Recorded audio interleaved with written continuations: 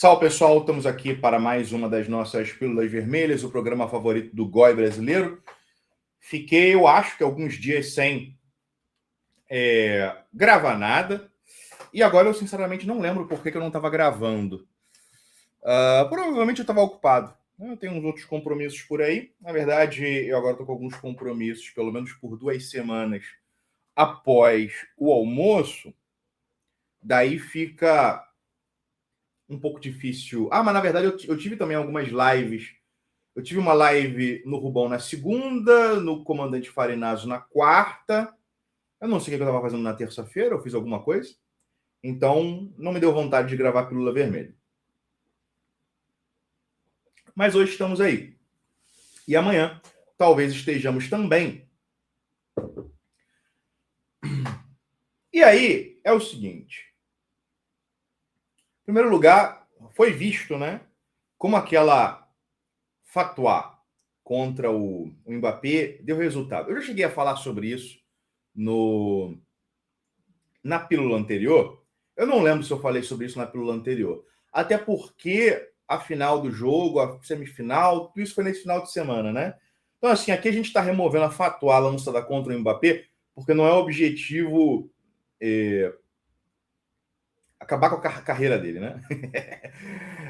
Mas aqui eu não vou falar sobre a Copa do Mundo. Talvez eu fale alguma coisa sobre futebol amanhã ou algum outro episódio na semana que vem. Porém, aqui a gente vai falar sobre esse filme aí do Christopher Nolan, A Odisseia. Supostamente esse é o título do filme. Eu não vi o filme, tá? Não vi. Eu acho que não vou ver. Pelo menos eu não vou ver no cinema. Eventualmente vou acabar vendo. Contra a minha vontade, tá? De vez em quando isso acontece. Mas não vi. Eu vou fazer uma análise do filme sem assisti-lo. E foda-se, entende? Né? Eu não vi o filme. Não vou assisti-lo tão cedo. Farei aqui uma análise. Ela vai ficar boa. E perfeito. E batam palmas, entende? Então, olha só. Primeiro problema. A gente vai começar pelo óbvio, né? Pessoal, é óbvio que o casting é uma bosta. Que casting bosta esse casting? E perdão por começar por esse lugar comum, a gente tem que começar por esse lugar comum. A questão aí do casting é o seguinte. Não se trata simplesmente de fazer um casting com pessoas idênticas às descrições literárias que existem dos personagens em questão. Os casts, inclusive, poderiam ser tranquilamente racialmente diferentes daquilo que os personagens deveriam ser, desde que o casting fosse consistente. Um casting consistente em um filme com um cenário histórico ou histórico-mitológico, ou muito especificamente situado numa determinada região geográfica, deve ter alguma coisa a ver com aquela região geográfica ou com aquele contexto histórico. E se você troca um personagem, ou melhor, se você troca a constituição étnico-racial de forma visível de um personagem, você tem que trocar de todos. Tá ok? De absolutamente todos. Porque, tal como eu escrevi em algum texto que eu publiquei ontem ou anteontem, para que haja aquela suspensão de descrença, né, para que você assista dragões, fadas, deuses, etc., sem aquele constante incômodo, né, de isso é mentira, mentirada, isso aí não dá, isso aí não sei o quê, tem que haver uma harmonia da obra de arte, uma harmonia de todas as partes do filme. E uma das maneiras de você garantir essa harmonia é que os atores façam sentido para os personagens que eles estão interpretando. Se nós fôssemos fazer, por exemplo, um filme sobre o Hércules, seria importante que o ator fosse pelo menos fortinho, né? Ah, não, Hermes Machado, não precisa porque a força do Hércules é sobrenatural. Eu sei que a força do Hércules é sobrenatural. Mas é consistente, seria harmônico que ele fosse fortinho. Mesmo que fortinho o suficiente para levantar ali, sei lá, 100 quilos, 120, 140 quilos no supino, enquanto o Hércules levantava, sei lá, 1 tonelada, 10 toneladas, não sei, ok? Então não é a precisão. A preocupação com precisão é tecnocêntrica. É harmonia. A preocupação com harmonia é clássica. Tá, ok? É só isso que a gente está pedindo. Uma certa harmonia. Se a gente, no lugar de um cara um pouco forte, colocasse para interpretar o Hércules um magrelo, um frangote, ia começar o filme, a gente ia bater o olho e não dá essa porra. Não dá. Né? Esse é o problema. A falta de consistência, que é o caso desse filme aí do Nolan. A atriz escolhida para interpretar a Helena não é adequada. A atriz escolhida para interpretar a Athena não é adequada. E há vários outros atores e atrizes escolhidos que não são adequados. Novamente, pessoal, adaptação não é um problema. Eu já li uma vez uma excelente adaptação de Romeu e Julieta que se passava numa Nova York dos anos 80, conflito entre Bloods and Crips ou alguma coisa do tipo. Tá entendendo? Adaptações existem. E algumas adaptações são muito boas. Não tem aí aquele Sete Samurais do Kurosawa não é uma adaptação de um faroeste? Ou vice-versa? Não tem um negócio assim? Eu lembro que tem algo assim. Às vezes você nem percebe de primeira que é uma adaptação. Adaptações, inclusive, entre continentes ou civilizações ou raças diferentes, não tem problema nenhum. Podem gerar um material artístico magnífico, maravilhoso. A questão é que haja consistência. Vamos pensar no ciclo arturiano, né? Ou seja, as histórias de Rei Arthur, Távola Redonda, Lancelot do Lago, Mago Merlin, e por aí vai, né? Morgana, etc. Aquilo ali se passa antes, ou melhor, durante as invasões saxônicas das Ilhas Britânicas. Naquele período de transição entre o colapso do domínio romano nas Ilhas Britânicas, na província da Britânia, e a dominação, a hegemonia dos anglos, dos saxões e dos jutos, que empurram os celtas, né, para a região da Gália, de Gales, e da Cornualha, né, sudoeste das Ilhas Britânicas. Esse espaço aí de aproximadamente 100 anos, 150 anos, que vai, ainda que a retirada de legiões romanas tinha sido anterior, mas que vai ali do governo, do domínio do Ambrósio Aureliano, pai do Uhtred Pendragon, até a derrota do rei Arthur na Batalha de Montbadon, talvez? Eu não lembrar, não tô... faz tempo que eu não leio material aí, enfim, livros ou obras ligadas ao ciclo arturiano. É mais ou menos por aí, tá ok? Então, assim, nós sabemos que os guerreiros dessa época, mesmo após a retirada das legiões romanas, estariam muito provavelmente utilizando armas, equipamentos desse período romano tardio. Uma representação preocupada com a historicidade teria que nos retratar ali um Arthur utilizando aquele tipo de loriga, né? Ou, na verdade, cota de malha do século IV, né? Do século IV, do século V. Já, portanto, do período final do Império Romano. Nessa época já existia cavalaria pesada, né? Porque os romanos passaram a adotar tecnologia e técnicas de cavalaria dos catafratários persas, né? Persas e partas. Então, os romanos começam a ter aquele princípio de cavalaria pesada. Você já tem espadas longas, né? Não é mais o gládio da época das reformas marianas, né? Final do período republicano. Você está numa espécie de fase de transição entre a tecnologia militar romana e a tecnologia militar medieval propriamente, tá ok? Ali do século XI, século XII.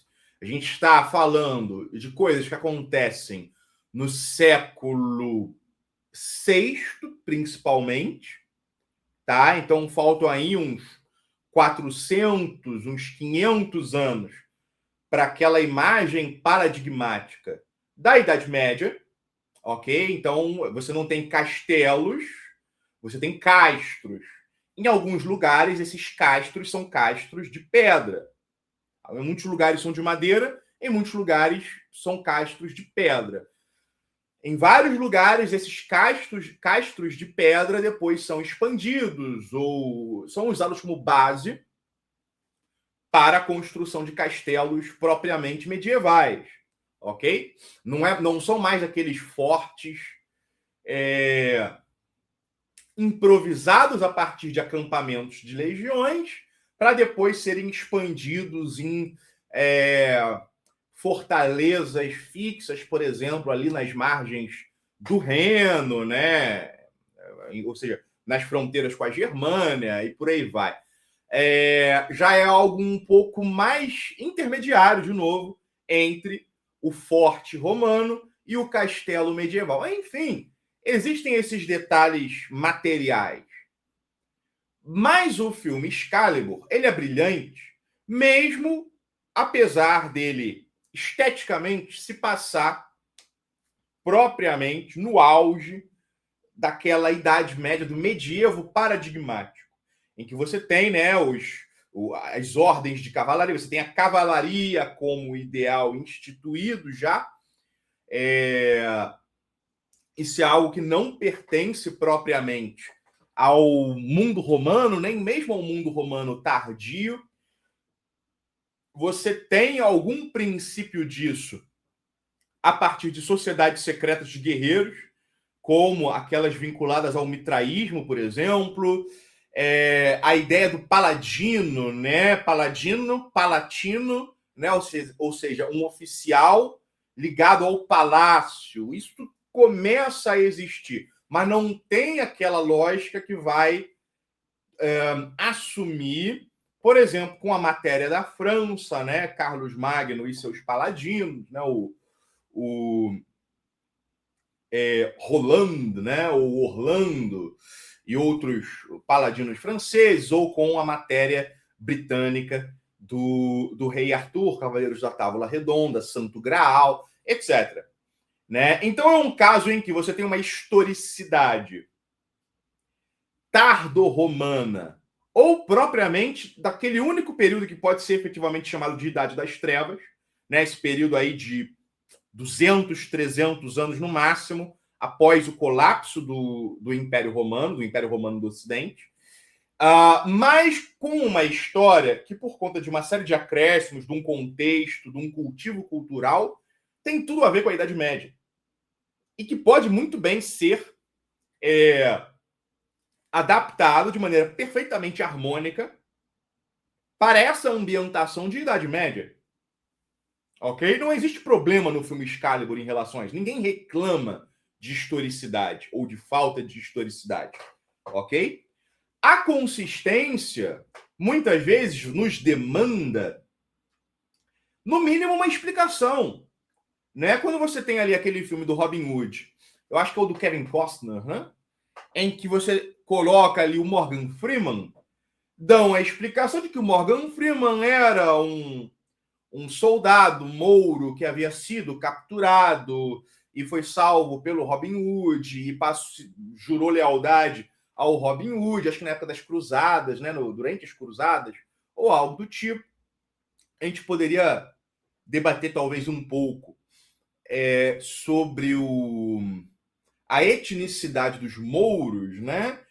Mas entre os mouros, se a gente pensa aí a categoria mouro para designar todos que vão ali do norte da África, da ponta ocidental do norte da África, até o interior do Oriente Médio, você tem alguma margem ali. Ou, por exemplo, aquele personagem gladiador, amigo do Maximus, né? O africano lá, o cara que é interpretado pelo ator, é que eu não lembro o nome do personagem, mas o nome do ator é Digimon. Eu lembro do nome do ator porque o nome do ator parece o nome do anime, né? Digimon e tal. Rapidamente explico, não, é um cara, é um núbio, né? Capturado ali na região do Saara, ao sul ali do Egito, etc, etc, onde você tem populações negras africanas, né, negras subsaarianas, beleza, está explicado, está resolvido. Provavelmente deve ter havido alguns gladiadores negros subsaarianos, ainda que não fossem a maioria. A maioria dos escravos romanos, eles eram germânicos ou gauleses. Pelo menos, se a gente está falando nesse período aí que a gente está falando, período do Cômodo, certamente eram germânicos. A maioria seria germânico, dácio, e talvez alguns povos orientais, armênios e por aí vai. Em épocas anteriores seriam, por exemplo, gauleses. Tá? Pictos também, eu tenho certeza que entre os escravos havia uma certa quantidade de pictos, né? Porque era região de fronteira. Os romanos capturavam homens lá na atual Escócia, etc.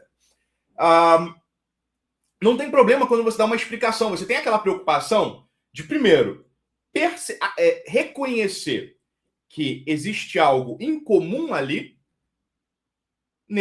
Por exemplo, no caso do filme do Robin Hood, um homem negro na Inglaterra medieval. Ok? Você sabe que existe aí algo que parece incomum e você oferece uma explicação. Não, é um cara que foi resgatado pelo Robin Hood, foi salvo pelo Robin Hood lá nas regiões mouras, né, durante as cruzadas e por aí vai, jurou lealdade a ele, veio junto com ele para o Reino Unido. Então, você tem aí um cara que foi capturado em guerras na própria África subsaariana, né? E aí foi sendo trazido e acabou indo parar no Coliseu e por aí vai. Dá uma explicação que a gente entende, aceita, a gente, ok, isso faz sentido e perfeito, não gera nenhum incômodo. Agora, quando você retrata a Grécia homérica, né? Que é essa Grécia do final da Idade do Bronze, como se fosse Los Angeles, não dá. Não tem imersão possível. Tá ok? E aí eu falei aqui em Idade do Bronze. Assim, se eu tô vendo um filme sobre, por exemplo, a queda de Constantinopla, e durante o filme aparece alguém e fala, né, o protagonista, ou o que quer que seja, eis que acaba a Idade Média e começa a modernidade, tá entendendo? Mano, eu levantava na hora e ia embora, né? Eu jurava que era meme, mas tem uma cena nesse filme aí do Nolan, na Odisseia, que eu acho que é o Matt Damon, que fala que a Idade do Bronze está colapsando, é a era dos povos do mar. Porra! Não, né, cara? Não. Imagina só, por exemplo, durante o saque, né, de Alarico a Roma, saque dos visigodos, algum personagem, essa não, acabou a Idade Antiga, começa a Idade Média. Tipo, não. Aí eu já vi porque tem muito defensor do Nolan, cara. Eu não sabia disso, mas tem muito defensor dele. Aí, tipo, olha só. Eu já vi gente falando, não, mas os gregos, eles tinham uma noção de idade do ouro, idade da prata, do bronze e tal. Eu sei, seus filhos da puta. Aqui, ó. PhD em Júlio Zévola. Então eu entendo desses assuntos também. Só que olha só, reflexões sobre as eras, elas amadurecem sempre naquele começo da Idade das Trevas. A Idade do Lobo, a Idade, né, do Ferro, o Kali-Yuga e por aí vai. A gente só pode especular se os homens dessas idades primevas tinham já uma consciência antecipada da queda. Mas as reflexões, todas elas que nos aparecem, também por uma série de motivos históricos, né? Mas todas elas são do início da Idade das Trevas. É Hesíodo que fala das eras, né? E Hesíodo está escrevendo já na Idade do Ferro, ok? Os autores védicos, né? Eles estão falando ali, é claro que a tradição pode dizer algo um pouco diferente, porém, de um modo geral, essa era já é o começo, pelo menos daquelas interpretações do Kali-Yuga como tendo começado há não tantos milhares de anos assim. A gente sabe que tem interpretações, tem cálculos ali que falam o Kali-Yuga começou 500 mil anos atrás, etc. Eu geralmente não me aproximo tanto, não tenho tanta afinidade por esse tipo de perspectiva, não tem consenso em relação a isso, tá? Então, assim, são os autores já da decadência que têm consciência da decadência. Porque só eles podem ter consciência da decadência. O Decadência do Ocidente, do Spengler, não poderia ter sido escrito 1.500 anos atrás, entende? Né? Ele só poderia ter sido escrito no início do século XX. As reflexões do Nietzsche sobre niilismo e sobre a morte de Deus só poderiam ter sido escritas ali na segunda metade do século XIX, entre esse período e o início do século XX. Né? Não poderiam ter sido escritas em outra era. Ainda que as raízes dessa decadência estejam, de fato, no passado. Mas é um passado cujos partícipes estão vivendo, estão imersos ali. Eles não têm como olhar retrospectivamente. Mesmo motivo pelo qual a história é uma ciência que vai se desenvolvendo bem aos poucos. Ainda que os próprios gregos, né, ali com o Tucídides, Heródoto, já deem aquele kickstart, né, para a ciência histórica, para a disciplina histórica. Ela engatinha durante bastante tempo até se tornar a história tal como nós conhecemos hoje. Então tá errado essa... É de uma podreira essa frase aí de que a Idade do Bronze está acabando, que, pelo amor de Deus, até o termo os povos do mar, brother, nós chamamos os caras de os povos do mar. Vocês imaginam ali o Constantino Palaiólogo, né? Se falando algo como o Império Bizantino está caindo. Porra, Império Bizantino é o termo utilizado por historiadores franco-germânicos. Eles se identificavam como romanos, romaioi, entende? Simplesmente como o Império Romano. Nós podemos ter, eu não tenho, tá? Mas nós poderíamos ter uma opinião divergente, mas eles se viam como os romanos. Quando, né, franceses, germânicos, falavam ali, não, saudades do Império Romano, eles olhavam, estamos aqui, seus filhos da puta. Tá entendendo? Para eles, a história deles começa em Rômulo e Remo. Tá? Não, eles não se viam como bizantinos. Porque esse é um termo que nós usamos. Imagine um cara ali, né, o De Gaulle, ou um daqueles generais prussianos, né, o von Mackensen, muito famoso, o maluco do chapelão de Hussardo. Aí começa lá a treta nas fronteiras, ali na região da Bélgica. E aí o cara vem e fala, eis que começa a Primeira Guerra Mundial. Primeira Guerra Mundial? Como assim? Os caras chamavam de a Grande Guerra. Quem vivia a Primeira Guerra Mundial chamava de a Grande Guerra. A gente só começa a chamar de Primeira Guerra Mundial bem depois, né? Até por conta daquela expectativa da Segunda que já se aproximara e era antevista. tá ok? Então, assim, é de um anacronismo fudido isso daí. Estraga a porra do filme. Por sorte, o filho da puta do Nolan bota essa merda de citação, de frase, no final da porra desse filme.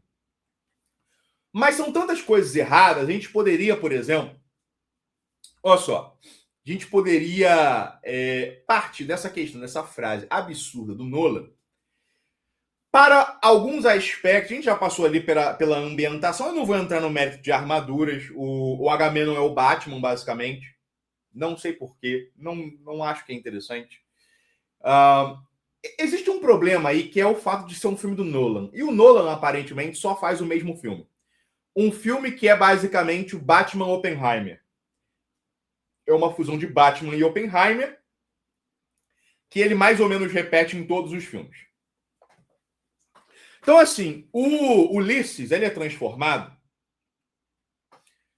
num veterano da guerra do Iraque, cheio de sentimento de culpa, por conta das supostas atrocidades praticadas por ele, por esse veterano, né?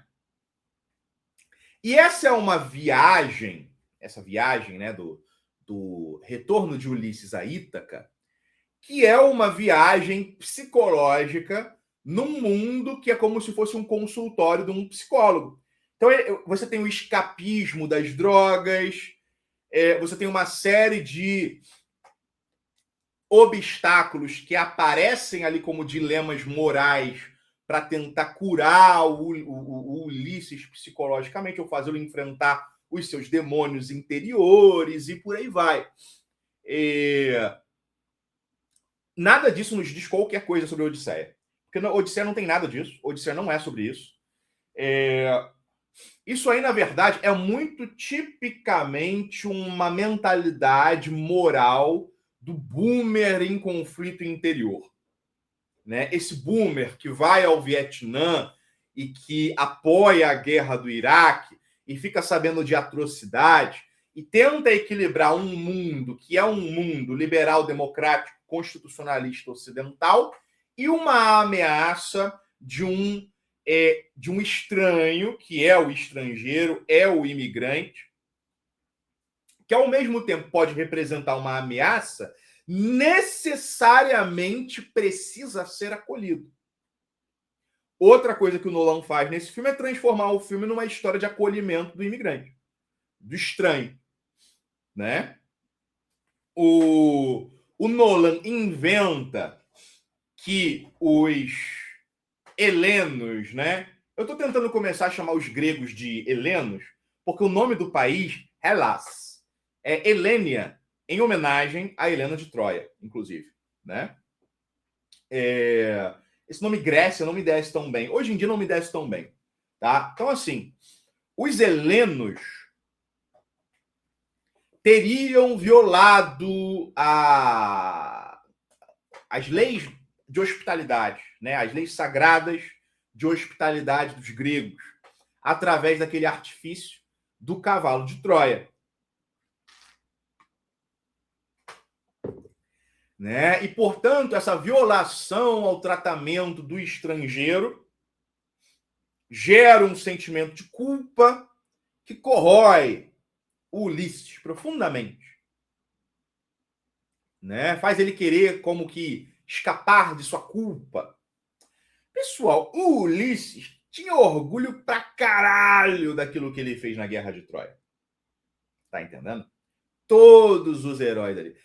É claro que alguns deles cometeram atos de ubris. Eles não tinham culpa. Alguns deles se envergonham por seus atos de ubris. Ubris é, por assim dizer, talvez o lado negro do heroísmo. Porque o heroísmo é uma espécie de erupção da excelência guerreira. Mas essa erupção, esse furor guerreiro, pode levar também a uma submissão, né, da parte superior do homem a determinados impulsos que o levam a violar as leis divinas, as leis cósmicas. Então, por exemplo, o saque e destruição de templos, o estupro de sacerdotisas virgens, tá ok? Essas são coisas que geram uma certa vergonha em alguns dos heróis e que são efetivamente punidas. Ou que eles têm que compensar através de sacrifícios aos deuses. Né?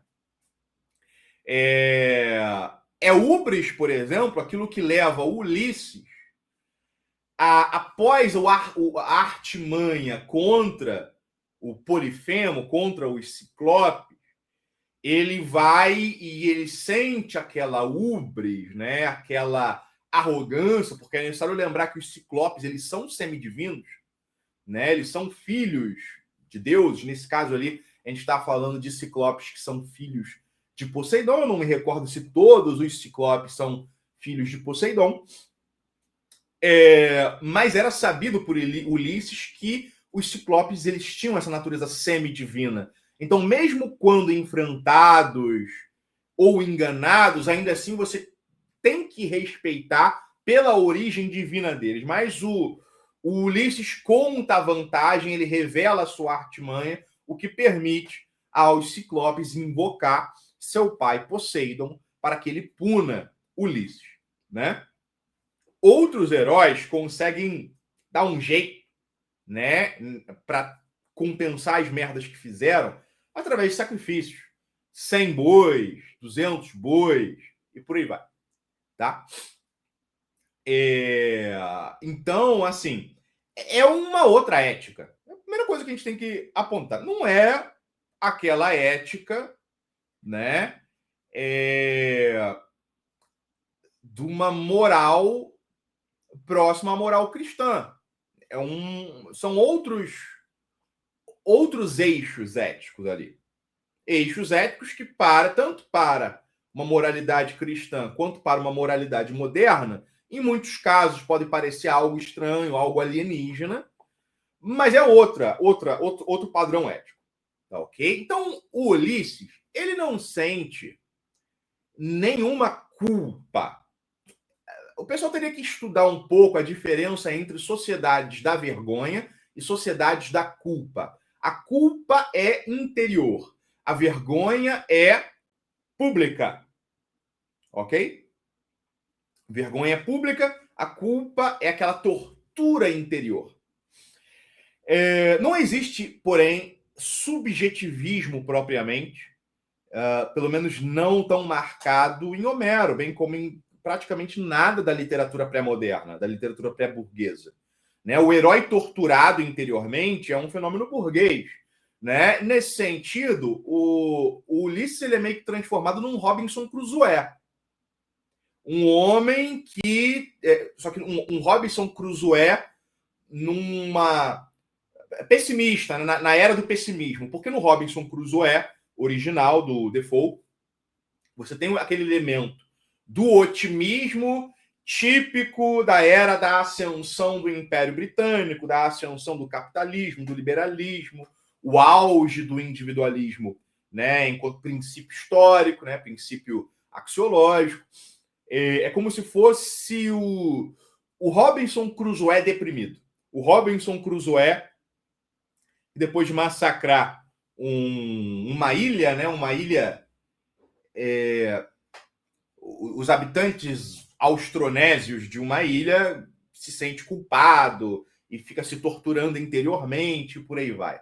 Tem gente que, para tentar refutar essa questão sobre se os heróis gregos sentiam ou não sentiam culpa após a Guerra de Troia, vem com aquele trecho em que Ulisses encontra Aquiles no submundo.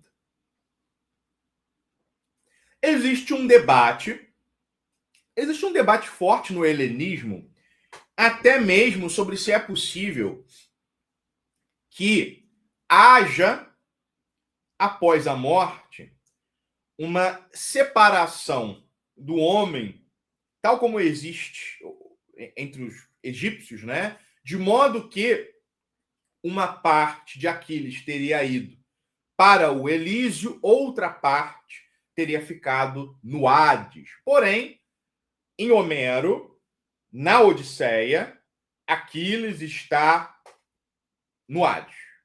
É aquilo que a gente pode dizer. Existem outras tradições, né, de Aquiles na Ilha dos Bem-Aventurados e por aí vai, mas em Homero é isso.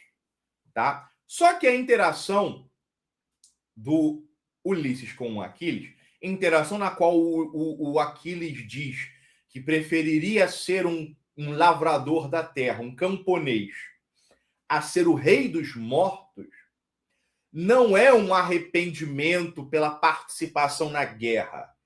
É tristeza por estar morto, porque Aquiles queria estar vivo para continuar saqueando cidades, matando guerreiros, tomando princesas como concubinas. É isso que o Aquiles queria, porque o Aquiles queria viver, porque ele era um homem de vitalidade transbordante, de modo que para ele o estar morto é horrível, mais até do que para outras pessoas, porque ele era aquele homem da vitalidade transbordante, exuberante, dos grandes banquetes, as grandes libações e sacrifícios aos deuses, saques de cidades, a tomada de centenas ou milhares de escravos, a tomada de princesas como concubinas, os duelos com guerreiros, né? É isso que anima interiormente Aquiles. Tanto que, após essas palavras do Aquiles, no sentido de que preferia ser um camponês a ser o rei dos mortos, ele pergunta como que está o filho, né? Neoptólemo. Que o Neoptólemo ele é um personagem complicado porque ele é um dos heróis mais brutais entre os helenos na Guerra de Troia. Ele chega em Troia após a morte do pai, né? E ele pratica assim, inúmeros atos que nós só poderíamos considerar como atrocidade. E que talvez mesmo entre outros helenos fosse visto como algo, né? Tipo, calma lá. Mas enfim, o Ulisses fala sobre Neoptólemo, filho de Aquiles, sobre os feitos dele, e Aquiles se alegra por ver que Neoptólemo estava seguindo os seus passos como guerreiro, matador, conquistador, tomador de escravas e por aí vai. Como falei, é outra ética. É uma ética diferente tanto da moralidade cristã quanto da moralidade burguesa, da moralidade ocidental, tá? Da moralidade moderna. Então você tem isso que não fica bem retratado. Não fica bem retratado no filme do Nolan.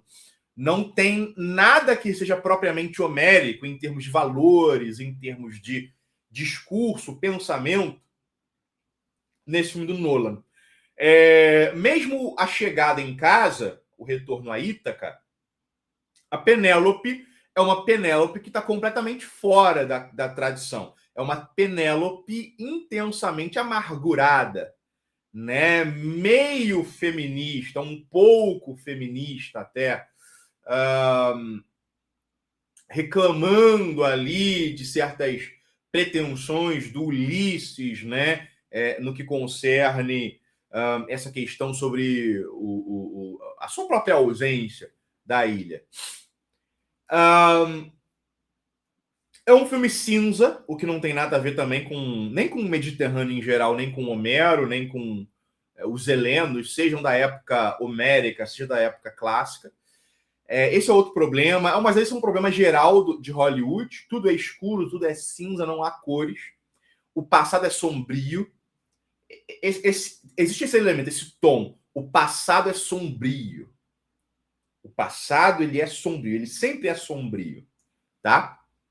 Então está muito presente nesse filme do Nolan. E muito aí, como eu falei, são neuroses do Nolan que são incluídos no filme. Porque o filme é sobre o Nolan.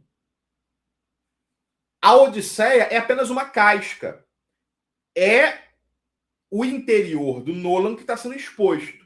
A neurose em relação ao fim do mundo, que é uma neurose nuclear, que aparece de forma explícita no Oppenheimer e implícita na Odisseia. Existe ali ainda essa neurose nuclear. Quando a gente fala ali no Odisseia de um fim do mundo, de um colapso, o Nolan ele está pensando no futuro, no colapso da nossa civilização, da nossa sociedade, por conta de guerras, por conta do conflito com estrangeiros, por conta da violação das leis de hospitalidade quando recebemos imigrantes, e que isso pode gerar conflitos e levar ao colapso da civilização. Essas aí são as neuroses de boomer do Christopher Nolan.